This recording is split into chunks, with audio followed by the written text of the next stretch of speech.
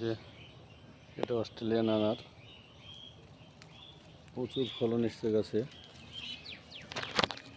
থোকায় থোকায় ফল।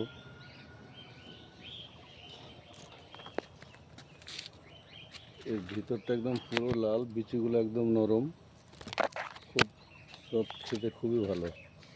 বাজারে যা কিনে খাই আমরা তার থেকে অনেক বেশি ভালো, এবং ধরেছেও প্রচুর গাছে।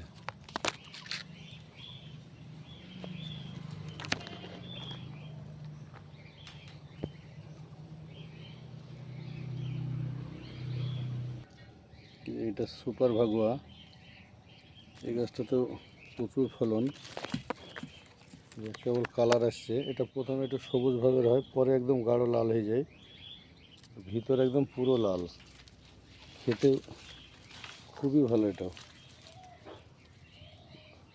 সুপার ভাগুয়া।